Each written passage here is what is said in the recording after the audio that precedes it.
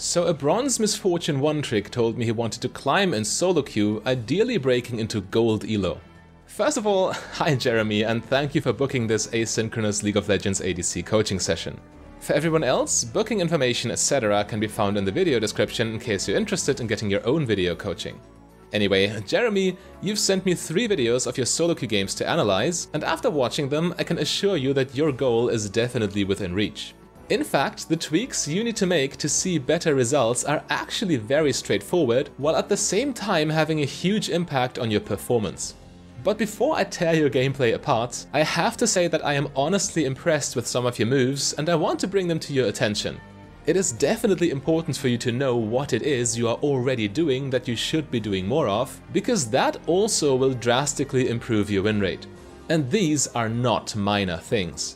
Some of your plays are gold to plat level already, so when you do that more and iron out your quirks at the same time, you will see fast results. There is one play of yours in particular that was really strong, and it is a textbook example of how to optimally capitalize off of your enemy's mistakes.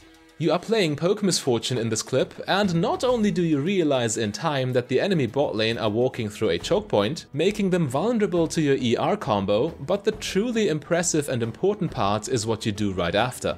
You perfectly make use of the opponent's death timer by taking the free plating and cleanly pushing the wave under tower, but you also immediately go for an optimal recall and even ping back your support to encourage them to do the same. Well, they don't listen, but there's nothing you can do about that. However, this is precisely what you need to do every time you force your opponents out of lane. By pushing the wave into tower and recalling right after, you keep optimal momentum by turning your gold advantage into item advantage, while at the same time making sure your enemies are missing out on gold since the tower is deleting their minions while they are not there. We can best see why this is so important by looking at the situation in which you do not pay attention to your back timing. In this game, you also managed to get a clean ultimate in lane, killing Caitlyn outright, and then your jungler even comes to help you kill the opposing Senna as well. Just like in the last clip, you push the wave into tower, and basing right here, right now to buy Berserker's Greaves and a longsword would have been perfectly fine. Staying to try and take down the tower is okay-ish, since the potential payoff is quite big, but the longer you stay, the riskier it gets. Actually, you could have gotten the tower with just one more auto attack, but never mind, it happens. Anyway, you even managed to take down an additional minion wave, creating an even bigger advantage, but the flip side of the coin is that you are now extremely far overextended. You know that Senna and Caitlyn have already respawned and are probably on their way back to lane, and Garen suddenly appears as well. It is high time you finally press that recall button, buy some items and refill your mana in Fountain, but instead you stay under tower and wait, doing nothing. Without mana and ultimate, you cannot defend this tower 2v3, and as soon as it falls, you need to run anyway. And in this one you still got off lightly, since you quote-unquote only lost a tower and some tempo for overstaying. In this other situation here, you, again, get a solid ER combo off, which initially grants you a huge advantage. In the ensuing fight, you even get Senna's flash, and both your lane opponents are forced to base due to low HP. You correctly push in the minion wave to punish the enemy for not being in their lane, but they are already on their way back, so you have to recall here to keep your advantage. The gold in your pockets doesn't make you any stronger until you actually spend it, and you are still half health, half-ish mana, while the enemy will return having their gold spent and with full health and full mana. In fact, Caitlyn was about to overstay here herself, desyncing her own back timing from Senna's, which is very good for you. Well, you choose to disrupt her and take another wave, and that's still somewhat okay, albeit risky. However, this is the very latest point at which you could and should have based, but instead you outright run towards the enemy tower while killing the wave, when instead you should have ran towards your own tower to safely recall. And, well, the full health Senna and the enemy jungler rightfully claim their free kill on you. The difference between this and this is just massive. Actively paying attention to your recall timings will allow you to win a lot more games, because snowballing when you get a lead will be that much easier this way. Okay, honestly, getting that 6th sense for back timings and using it in the heat of the moment is already quite advanced stuff. Some Platinum players even still struggle with this, but I mean, you've demonstrated that you can do it right here. Just keep it simple and do it more. And while we are already talking about macro, some of the decisions you made in the mid and late game are also top-notch. Well, admittedly, this teamfight was rather sloppy, and Senna more or less killed herself by walking into your ulti, but we take those, right? Anyway, the micro is not the point here, but the flawless decision making after this teamfight. Winning a skirmish, but then doing nothing with it to advance your game state is one of the biggest problems in lower elo brackets, but you do it extremely well in this situation. You get a clean ace, and the first question League players need to ask themselves here is, what can we do to get maximum mileage out of the situation? You might remember the mantra of take the free stuff, win the game, and when the enemy is dead, they of course cannot defend their towers, making them absolutely free. So you just take your free tower, and as soon as the enemy respawns, you run away to reset yourself, which is the optimal play here. It's effectively the same principle that holds true during the lane phase. Whether the free stuff is an extra minion wave during lane or a tower in the late game, you simply take it and then recall when they respawn. Well done. I also have to give you some praise for your overall map awareness. While walking back to lane, you actually look at the scoreboard and check in on your teammates instead of just tunnel visioning on your own lane. Without your good awareness, plays like this one where you immediately noticed that your jungler was in trouble and came to their rescue would not have been possible. So good job, try to keep it up. Viego would have been 100% dead here without your help. Anyway, I got one more thing for which I want to praise you, but with this one you have to make sure it doesn't turn into a problem down the road, because it low-key already might be a problem. I will explain what I mean in a second, but first things first, you've got some really nice ER combos. Obviously, the act of pressing those two buttons is not exactly difficult, but you are doing a very good job of luring your opponents into situations in which you can actually punish them with ER. You are seeing these opportunities throughout all stages of the game, and it is definitely one of the strongest points of your overall micro. One good ER combo can definitely decide the outcome of a teamfight, so actively looking for these openings goes a long way. However, here's why I said that this habit of yours, as useful as it is sometimes, can bite you in the back. Responding with ER as a follow-up whenever something happens can be good, as we've seen, but you are definitely relying too much on it. Even in situations where ER is obviously overkill, it still seems to be your go-to option. Just imagine you had not just wasted your ult cooldown on a dead Garen and could now ER the entire enemy team. That would have been a game-winning play. Another problem that arises with this overdependence is that you seem kind of lost when your ER combo fails and doesn't outright win the fight for you, or when your ultimate is simply on cooldown. In this clip, after quote-unquote only getting Cassiopeia summoner spells with your ER follow-up, you more or less aimlessly wander about, casting an occasional E and nothing else. With your ultimate on cooldown, the concept of fighting doesn't seem to exist for you at all, which is a huge problem, costing you tons of games. But I have very good news for you. Fixing this problem is so easy, so simple, so effective. Use your Q.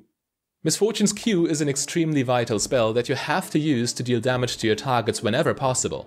Yes, I recommend to max Q last, but not because Q would be a bad spell, but because the first skill point in Q is already extremely good and pretty much all you need. When fighting, Q allows you to get an extra attack off in between your auto attacks, as it does not depend on MissFortune's attack speed. This enables you to deal huge amounts of front-loaded burst damage. You should always get your Q when you hit level 2, so you can use it right away in a potential level 2 fight. We can see right here what happens when you miss out on that crucial ability. You hit level 2, but you put your skill point in E.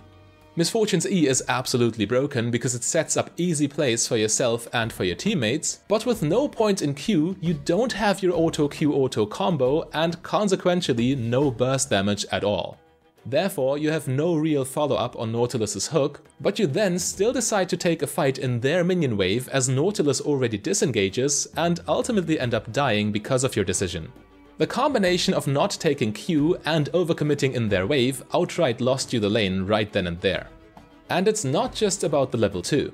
Your auto-Q auto combo, or if you must be quick, just Q auto, is an extremely important part of MissFortune's trading patterns. In your games, however, you sometimes quite literally forget this spell even exists at all. You hit level 4 here, but instead of finally unlocking your last basic ability, you get an additional point in W instead. At first I gave you the benefit of the doubt, assuming it was a misclick, but you also didn't get Q the next level. In fact, by the time you are already 21 minutes into the game and reach level 12, you still do not put a single point into your Q and instead walk around with only 2 of your 3 basic abilities, putting yourself at a major disadvantage. Only once you reach level 13 and have literally no other options do you finally choose to unlock this highly important spell. But trust me, the fix is so easy. Just by consistently putting your point in Q at level 2 and remembering to actually cast it, you will become much less reliant on your ER combo. This is highly important because some champions either have too much mobility or are too tanky, or both, rendering your ER combo almost useless. Your line of thinking should be, can I just kill them with EQ and W auto attacks? Only when the answer is no should you resort to your ultimate. You will find that most of the time though, your EQ auto damage is actually more than enough. In this situation from earlier, for example, nothing is stopping you from just running up to them right here and smacking them with your Q followed up by auto attacks with W's attack speed bonus. They are distracted by Lissandra and they can't even run away because your E is slowing them by 60%. Would have been a free double kill for you right there. And Q is not just a tool for all-in fights, but also very important for poke damage during the lane phase. Yes, when you go for the poke build, E is of course your primary poking tool.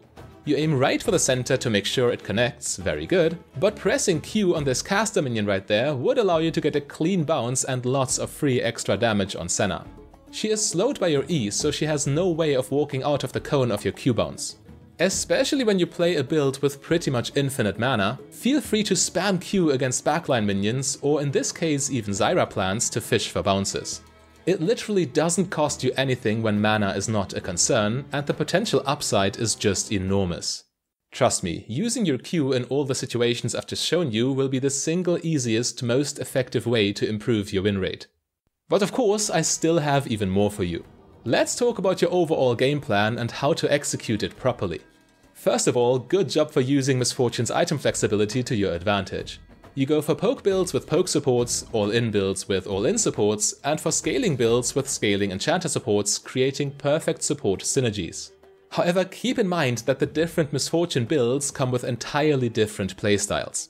I would go so far to say that poke MissFortune, all-in MissFortune, and the more auto-attack based crit MissFortune should be treated like 3 entirely different champions. In this clip right here, for example, you are playing poke MissFortune in a poke lane, but without actually applying poke MissFortune's game plan. Your rune and item setup is designed to both empower your E damage as much as possible, and to grant you enough mana to spam E against the enemy laners whenever it is off cooldown. However, you don't actually end up casting your E here, and when you do, you waste it on the minion wave. This way you ultimately don't reap any of poke MissFortune's benefits in this lane, when instead you could be spamming E on cooldown against the enemy champions. On the other hand, you randomly cast your E when playing the all-in build, despite the fact that you absolutely have to hold onto your E so it is available for actual all-in fights. When Nautilus lands a hook, you have to be ready to immediately follow up with EQ auto, which all of a sudden gets very awkward when your E is on cooldown for no reason. You'll also run out of mana very quickly since your rune and item setup doesn't actually support E spam, rendering you completely unable to bail out Nautilus as he gets all-in'd. How important an all-in tool your E really is can be seen here. In this clip, you are not yet completely out of mana, and your E is not on cooldown. Nautilus and Vel'Koz start throwing their spells at each other, and you can easily protect Nautilus here by using your full EQ auto combo on Jhin, immediately removing him from the fight. Nautilus is safe, and you just got lane priority through health advantage. This is exactly how all-in MissFortune should be played. I guess now it should be clear what I mean when I say you have to play according to the game plan you've made in Champ Select. While doing this is relatively simple during the lane phase, you still need a proper game plan after the lane phase is over, which nicely forges a bridge back to general macro decision making. I saved this one for last, since it is definitely the most advanced and probably the most difficult to implement. Yet I have seen some situations in your games where you did it correctly, which is really good since doing it right sometimes is the first step towards nailing it consistently. But yeah, mid and late game macro as an AD carry. The age-old questions of where should I go and what can I farm? In particular, knowing how far you can push the wave before you risk getting killed is a crucial ADC skill. My catchphrase is of course push past river roam, but this only works when you were able to take down the tower beforehand. In this situation, the enemy tower is still there, so you cannot push past this rock and expect to live. However, unlike most bronze players, you actually back off as soon as the wave passes it. Very good job and perfect decision making. In this other situation, you keep going strong with your macro rotations. Instead of mindlessly leaving farm on the table like most others in your elo bracket would do, you purposefully push the wave past river and then roam, both putting pressure on your opponent while also maximizing your income and staying ungankable. You then also do the same in bot lane, creating an even bigger advantage. Especially on Misfortune, this macro tactic is extremely devastating for the enemy since you can rotate so fast with your W movement speed passive.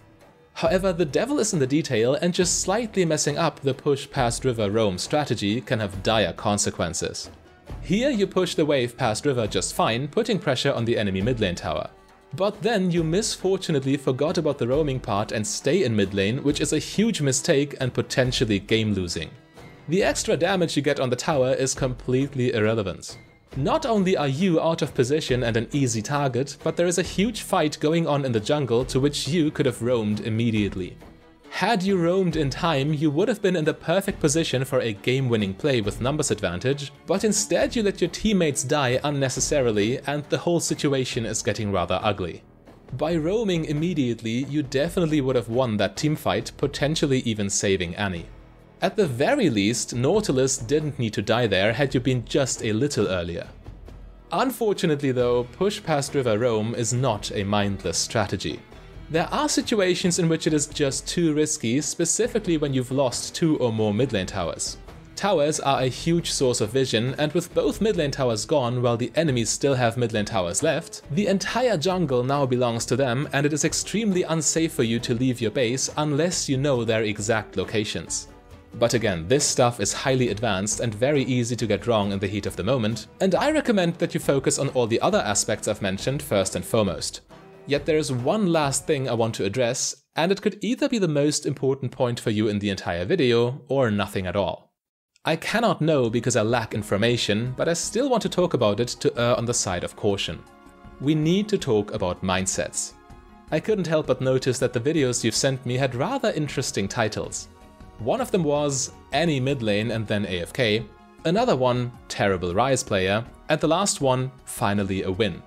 Again, these titles could be nothing and I'm just over-interpreting, but even if this doesn't apply to you, Jeremy, I know it does apply to at least one person watching, so let's go. League of Legends is a 5 vs 5 game, as we all know, and it is very tempting to blame losses on your teammates instead of on yourself. And obviously, it definitely sometimes is your teammates' fault you lose. The community is very toxic, and an Annie that goes AFK or an inting Rise player can definitely be the sole reason a game is ultimately lost, and this is very frustrating.